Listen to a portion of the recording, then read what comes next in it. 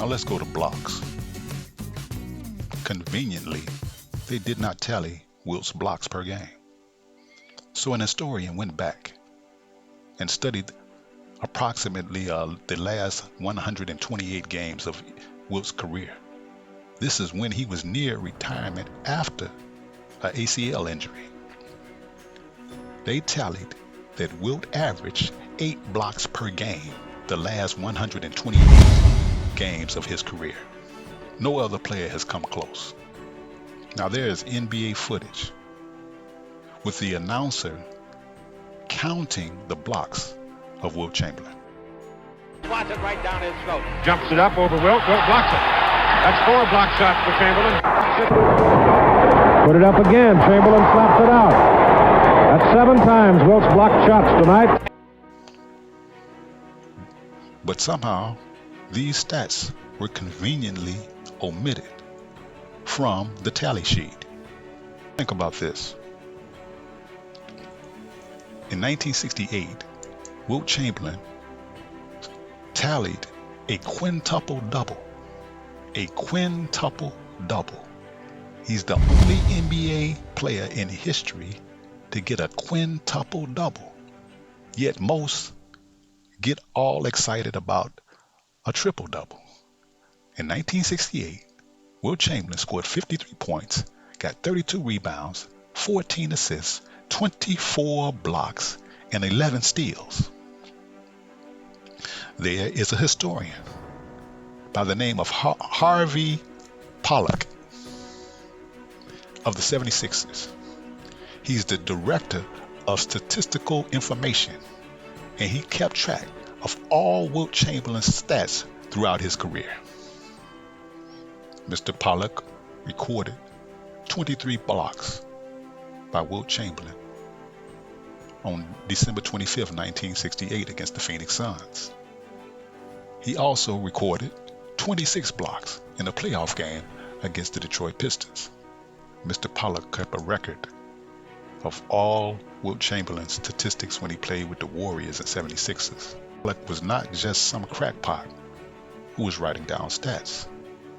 He established the format that is used to this very day on how statistical data should be kept. In the NBA, he kept track of everything from triple doubles to player tattoos. He is the mastermind of the NBA statisticians. In his records, he said that Wilt Chamberlain averaged 8 to 10 blocks a game in his prime. In his last 2 championship seasons with the Sixers and 5 with the Lakers, they kept a record. And in the playoffs in 1967, Wilt Chamberlain averaged 21 points, 29 rebounds, 9 assists, 9.2 blocks, shooting 57%. He averaged 23 points, 6 assists, and 9.7 blocks. In 1968, 13.9 points, 24.7 rebounds, 2.6 assists, and 8.5 blocks. All of this was recorded, but conveniently, they did not report their records until after Wilt Chamberlain retired. They did not label these blocks as official until after the very year Wilt Chamberlain retired. I doubt that that is a coincidence. So according to records, Wilt Chamberlain averaged 8 blocks per game for his career. The next closest player is Mark Eaton with only 5 blocks, about half of what Wilt Chamberlain accomplished.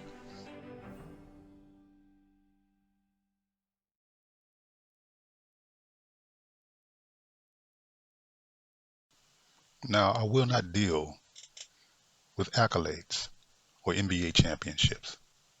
And let me explain why.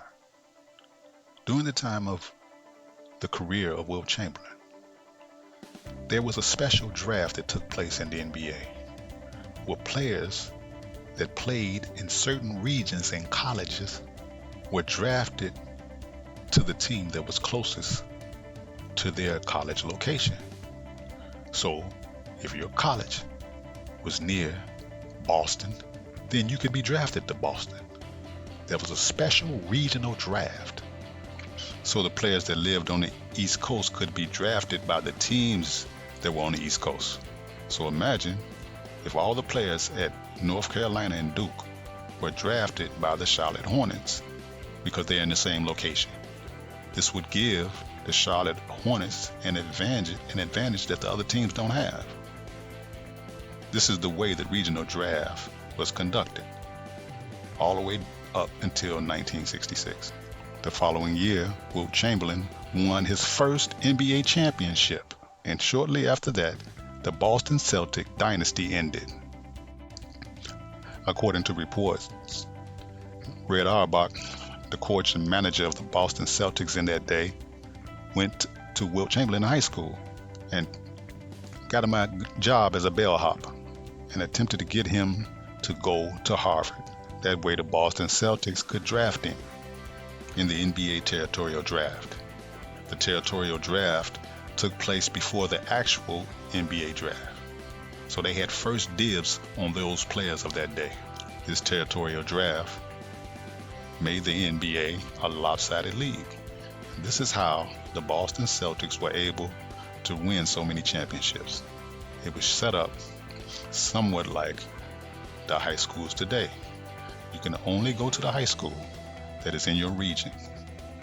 You can actually be fined or imprisoned if you attempt to go to a high school that is not in your region. That's public high schools. Also during that time, the NBA owners could buy players, like the Boston Celtics did, supposedly, or that was reported in the draft of Bill Russell. They actually gave the ice capades to the Royals in order that they might get that draft pick. So the Royals used the ice capades for profit for a short period of time.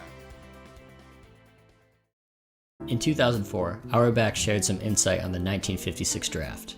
When asked how he was able to get Russell, Auerbach smiled and said, "The ice capades." The fabulous Ice Capades of 1955. Just the greatest show on ice. This is the reason why I don't use championships and accolades or awards.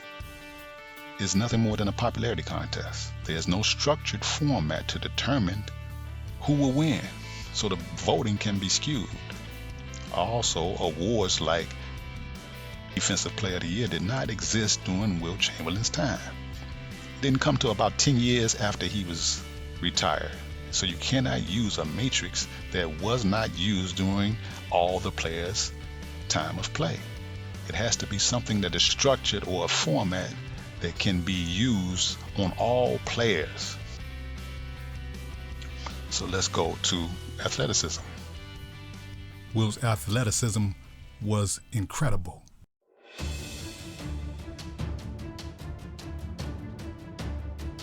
Some may say, why use athleticism? What does that matter? It's to do away with the nonsensical argument that the players of today are bigger, stronger, and faster. There may be some that are, but there are supreme athletes of the past, or players of the past that is supreme, and are more advanced than the players of the entire 75-year history of the NBA. His physical ability is directly tied to his ability to accomplish the things that he accomplished. It wasn't because of a fluke, or he played against lesser players. It was due to the fact that he was supreme over his peers. Wilt Chamberlain is physically superior to all players, even the players of today. A man that was gifted physically, and this gave him the physical attributes to accomplish what he did and put him above any players to this day. He is reported to have run a 4.6 40-yard dash, equivalent to LeBron James. He had a vertical leap of 48 inches, equivalent to Michael Jordan, who has the highest vertical leap in the NBA in history. He could bench press 550 pounds. Wilt Chamberlain could bench press 75 pounds more than Shaquille O'Neal. He ran the 100-yard dash in 10.9 seconds. World-class speed. He could run the quarter mile in 49 seconds. Around a track one time in 49 seconds. He could run around a track twice in a minute and 58 seconds. That's maintaining the same rate of speed for a half a mile. This is extraordinary. Shot put, 53 feet 4 inches. Yet, they attempt to diminish his physical capabilities. Wilt Chamberlain was reported to be stronger than any man of his day. There was a strongman contest. There was a man by the name Franco Colombo, one of the top 4 strongest men in the world. He was the best friend of Arnold Schwarzenegger. And Arnold Schwarzenegger, who worked out with this man, it was his best friend and favorite workout partner. And he reported that Wilt Chamberlain was stronger than any man that he had ever worked out with. The big guys, the strongest guys, would do, let's say, 120 pounds, let's say. He would come and he would do 150, 170 This pounds. argument on who is the greatest NBA player is the most illogical argument about sports of all time. The only way you can compare Wilt Chamberlain's accomplishments to anyone else on the hardwood is you would have to take the entire team's combined accomplishments and put it on the back of a single player to have any type of comparison to what Wilt Chamberlain accomplished. This is why many take team accomplishments like championships to compare to Wilt Chamberlain, because this is the only method that they can use so they can deceive those who do not use sound logic.